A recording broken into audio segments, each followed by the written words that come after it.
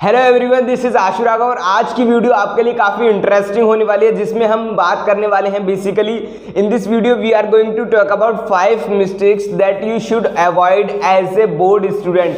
अगर आप board student है 2024 के लिए, क्लास 10th के स्टूडेंट है और 2024 में बोर्ड एग्जामिनेशन देने वाले हैं, तो ऐसी कौन सी 5 मिस्टेक्स हैं जो आपको अवॉइड करनी चाहिए इस टाइम पे।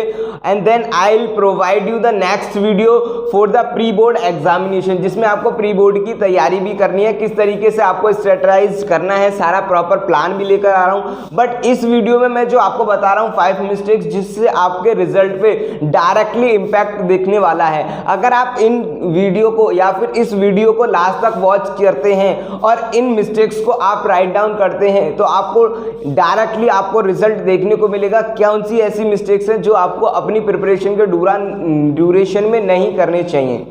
तो फर्स्ट जो मिस्टेक है वो है under estimate NCERT. What we usually do, हम और अदर रेफ्रेशर जैसे कि रेफरेंस बुक है हमारी, रेफ्रेशर हो गई, आपकी लखमीर सिंह हो गई, इन बुक्स को ज़्यादा प्रेफर करते हैं, एनसीईआरटी को प्रेफर नहीं करते। हम एनसीईआरटी को अंडर एस्टिमेट कर देते हैं। और अगर मैं वहीं पर मैथ की बात करूं तो हम क्या करते हैं, डायरेक्टली हम हिट करना चाहते हैं कि हम आर.डी. शर्मा लगा लें और आर.एस. अग्रवाल लगा लें, जबकि आपको ऐसा नहीं करना चाहिए।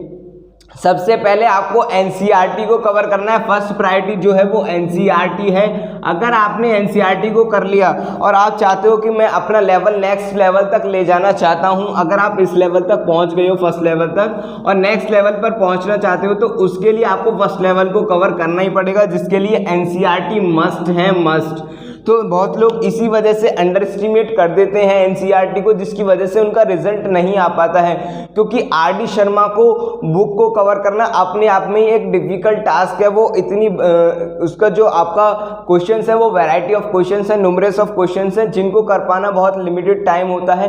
तो पहले जो है आप सिलेबस को कवर कर लें एनसीईआरटी से, फिर कुछ सेलेक्टेड क्वेश्चंस होते हैं जिसको पीवाईक्यू के एनालिसिस के थ्रू आप तब करें। पहले previous year question paper analysis कर लें, क्या एनसीईआरटी के अलावा कुछ ऐसे क्वेश्चंस हैं जो आ रहे हैं, तो उन सेलेक्टेड क्वेश्चंस को आप आर.एस. अग्रवाल से या फिर आर.डी. शर्मा की बुक से कर सकते हैं। तो ये फर्स्ट मेजर मिस्टेक है जो आपको नहीं करनी चाहिए। And the second, the most important, ignoring revision.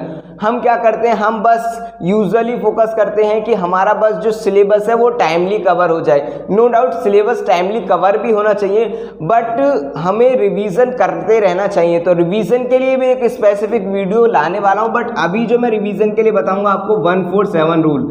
147 rule क्या है, सपोज दैट आपने कोई भी चैप्टर पढ़ा और फर्स्ट डे मतलब आज ही पढ़ा, तो उसको आज ही रिवाइज कर लें, उसके बाद उसको नेक्स्ट 4th डे के बाद करेंगे और फिर 7th डे के बाद। इस तरीके से अगर आप करेंगे तो आपका जो रिवीजन है सब्जेक्ट का, या फिर आपको एट ए टाइम फिर क्या हो जाता है कि आपने 3 मंथ्स या 4 मंथ्स में सिलेबस को कंप्लीट तो कर लिया, बट रिवीजन पे एक भी बार फोकस नहीं किया।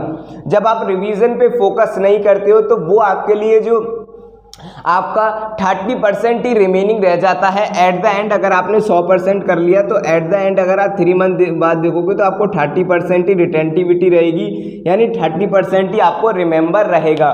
तो उसके लिए आपको रिवीजन को इग्नोर नहीं करना है, टाइम टू टाइम रिवीजन करना है। जैसा मैंने बताया उसी को फॉलो कर लीजिएगा, आपको श्योरली रिजल्ट दिखने वाला भी है।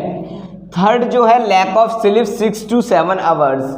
हम क्या करते हैं, 6 से 7 घंटे सोना। हम ये सोचते हैं कि अगर हम 3 घंटे सो लेंगे तो अच्छी पढ़ाई होगी, बट ऐसा नहीं है। माइंड को आप जितना फ्रेश रखोगे, जितना बर्डन कम दोगे, जितना लोड कम दोगे, उतना ज़्यादा स्टोर कर पाओगे।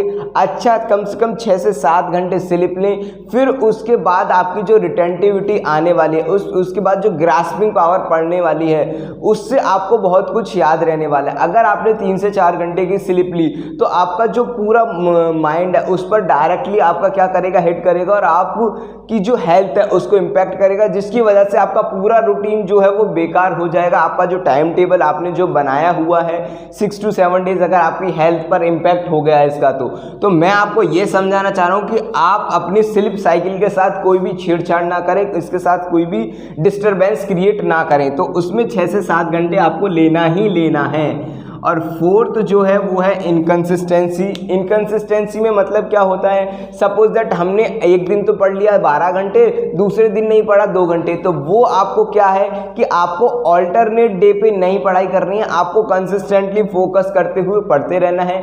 सपोज दैट आप 4 घंटे पढ़ रहे हैं, 4 घंटे is far better than studying 12 hours on alternate day. अगर 12 घंटे आप ऑल्टरनेट डे पे पढ़ रहे हैं तो उससे अच्छा ये है कि आप रेगुलरली 2 घंटे या 3 घंटे या 4 घंटे आप कॉन्स्टेंटली कंसिस्टेंटली डे पे पढ़ें, मतलब डेली पढ़ें, तो आपको ये सबसे बड़ी प्रॉब्लम हो जाती है। And the fourth and the last one, last but not the least, attempt task. मतलब टेस्ट को अटेम्प्ट करने से बहुत सारे बच्चे हैं जो मैंने अपनी ऑफलाइन कोचिंग में भी देखा है, वो टेस्ट को बच्चों करने से डरते हैं। मैं उनको ये बातें बताता हूँ अपनी ऑफलाइन कोचिंग में कि आप इस तरीके से अगर आप जाओगे तो डेफिनेटली श्योरली आपके 95% आने वाले हैं, और जो बच्चा इन बातों को फॉलो कर लेता है उसका रिजल्ट देखने को भी मिलता है। तो आप अगर इन बातों को कर लोगे, ये प्रूवली है कि अटेम्प्ट टेस्ट, तो वो टेस्ट को देने से डरते हैं। तो क्यों डरते हैं? क्योंकि उनको लगता है कि टेस्ट देने के बाद हमारे मार्क्स कम आएंगे, क्योंकि वो इनको फॉलो नहीं करते, वो रिवीजन नहीं करते, वो स्लिप तो अच्छे से ले लेते हैं बट अंडर एस्टिमेट करते हैं एनसीईआरटी को। ये मेजर मिस्टेक्स का अगर आप कमिट करोगे तो फिर डेफिनेटली आपका रिजल्ट पे यानी टेस्ट पे इम्पैक्ट दिखने वाला है। मैंने आपको बता दिया श्योरली स्ट्रेट फॉरवर्ड। तो अटेम्प्ट टेस्ट में क्या करना है, टेस्ट को दो, फिर एनालिसिस करो। एनालिसिस पार्ट ये है कि आपने अगर कोई टॉपिक कवर कर लिया है, फिर उसके बाद भी अगर आपसे उसके क्वेश्चंस रॉन्ग हो रहे हैं तो उसको एनालिसिस करो, कहाँ से रॉन्ग हो रहे हैं, अगर रॉन्ग हो रहे हैं तो क्यों रॉन्ग हुआ, अपने टीचर के साथ डिस्कस करो। उसके बाद भी डिस्कस होने के बाद उसको दोबारा से बेटर प्रिपरेशन के साथ दोबारा से टेस्ट अटेम्प्ट करो। क्या इंप्रूवमेंट देखने को मिली? इंप्रूवमेंट डेफिनेटली देखने को मिलेगी। तो आप इस तरीके से करोगे तो आपका रिजल्ट भी अच्छा ही आएगा। तो आई होप आपको ये जो 5 मिस्टेक्स थी वो समझ में आ गई होंगी। Thanks for watching this session, और इस तरीके के सेशन और भी आने वाले हैं। अगर आप चैनल पर नए हो तो चैनल को सब्सक्राइब कर दें, as well as press the bell icon. और अगर आप ऑफलाइन कोचिंग लेना चाहते हैं वो भी खुर्जा के अंदर, तो डेफिनेटली आप कांटेक्ट कर सकते हैं। मैंने आपको सारा जो है लोकेशन भी प्रोवाइड करा दूंगा मैं डिस्क्रिप्शन बॉक्स में। Thank you, all of you, जय हिंद।